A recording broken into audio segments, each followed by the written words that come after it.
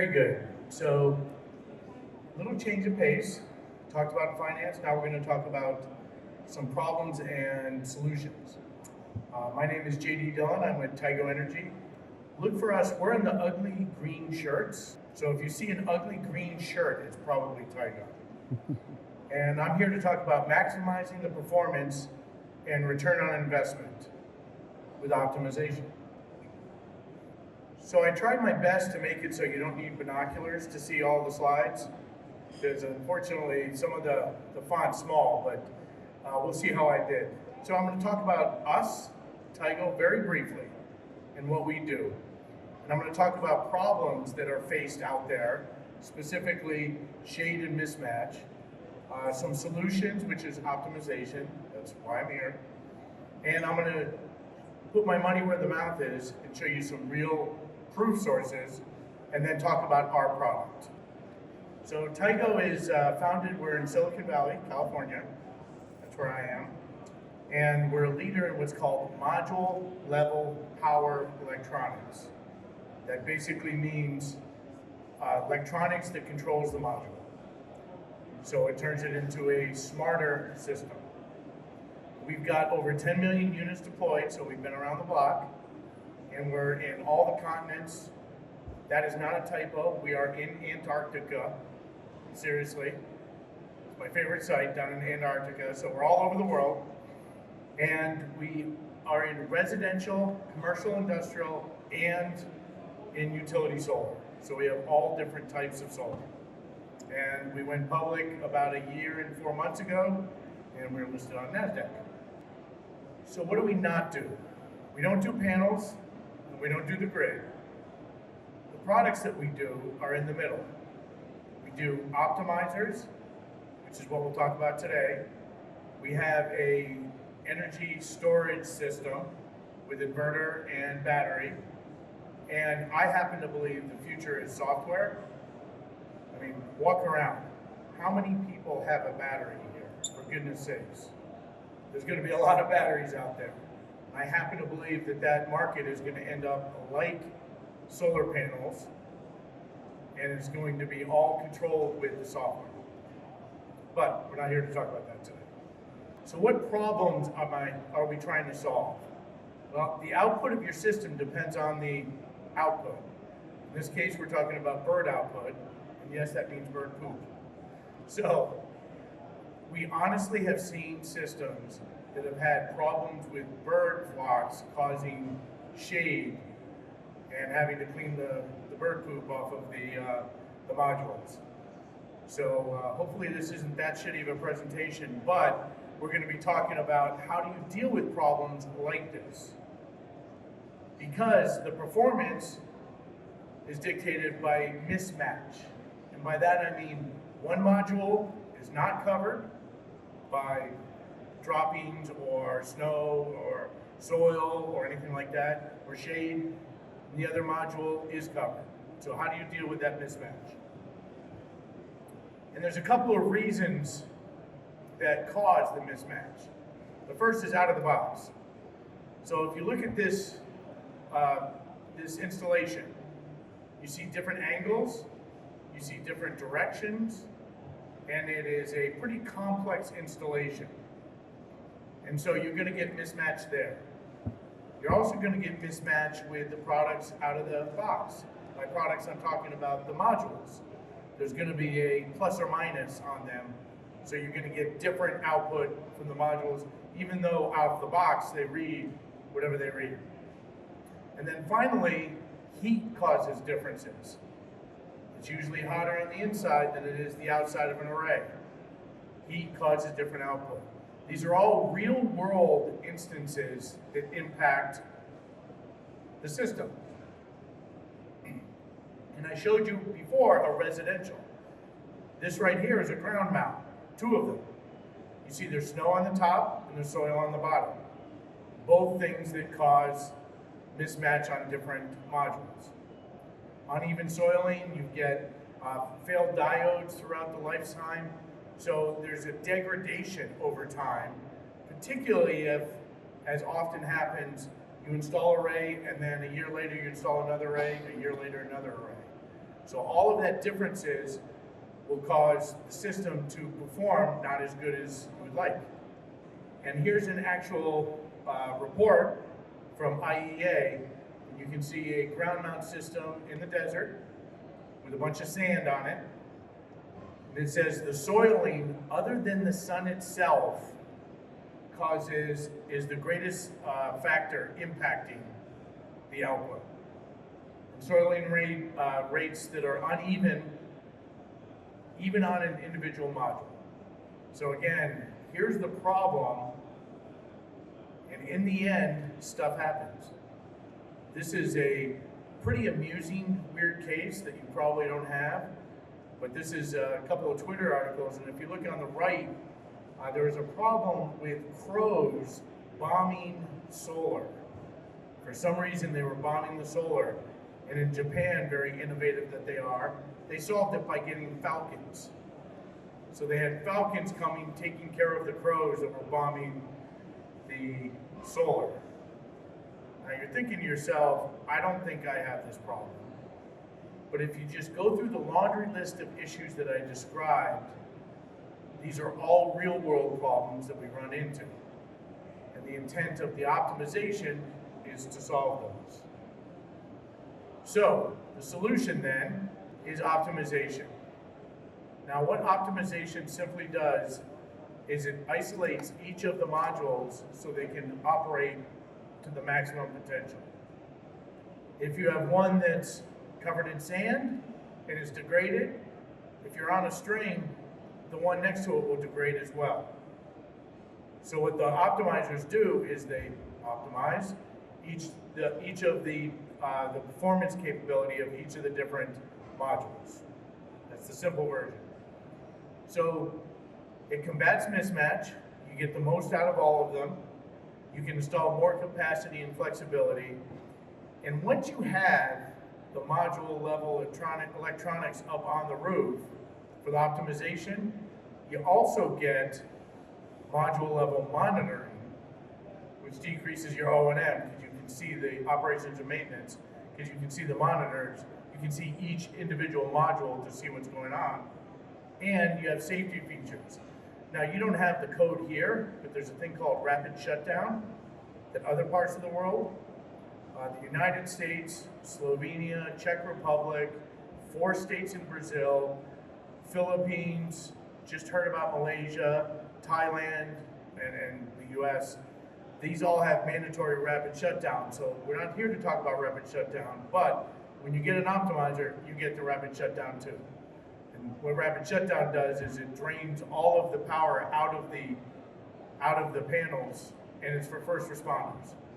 I gave a talk like this in Australia, and somebody came up to me afterwards and said that the firefighters in Australia won't fight a fire if they see solar, because they don't want to get electrocuted. After they save the people, they let it burn, which is about the scariest thing I've heard in a while. So you get all of this in addition to the optimization, is my point.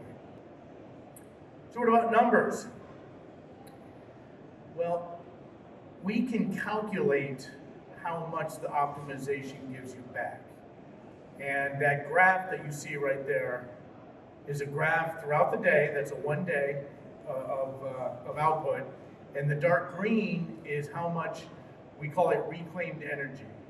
It's how much extra energy did you get by having every single module operate to its fullest. Put differently, if you didn't have those green bars, you'd have less energy. And our statistics show 6.6% on average. And you'll see a breakout of that in a second. So if you do a little bit of math you see this more often on residential systems, because trees are more prominent in your house than they are in a factory. So if you do a little math on a system that's 10 kilowatt, 20 cents per kilowatt hour over 25 years, 10% reclaimed energy would give you 10 grand back. And then on a commercial system where you're going to get less reclaimed energy, again, the situation, there's usually more open space. Even if you got 6% reclaimed energy, you get 100 grand back. So the math adds up over time.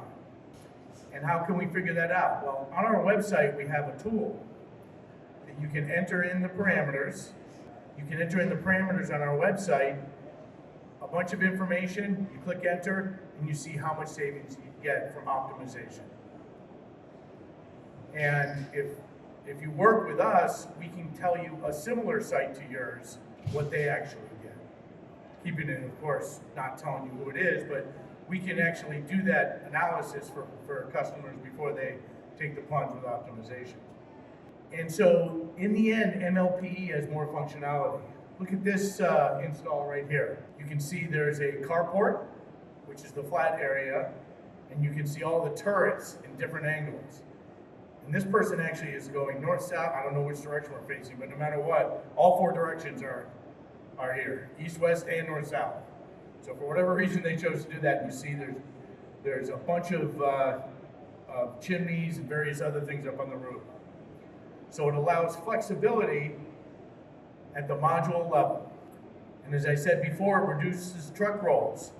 So the fact that you can see every one of the modules and monitor them all, you can, back in the office, diagnose what's wrong before you send out a truck. It's funny, yesterday I'm told truck rolls is a term in the US they use often. Apparently not here, but truck rolls is just what it sounds like. Nobody likes truck rolls. Nobody wants to send out maintenance. So you can remotely monitor the system. And reclaimed energy on the system shows the power of the optimization. And then I mentioned before, the third feature that you get is rapid shutdown. So that it's triggered upon the loss of power. So if there's a fire, or you can hit a button to turn it off. So it sends a signal, and as long as the keep alive signal is on, the power is running. But if you hit the button, it turns everything off. And it's not only used for code, as I said, in the US there's compliance.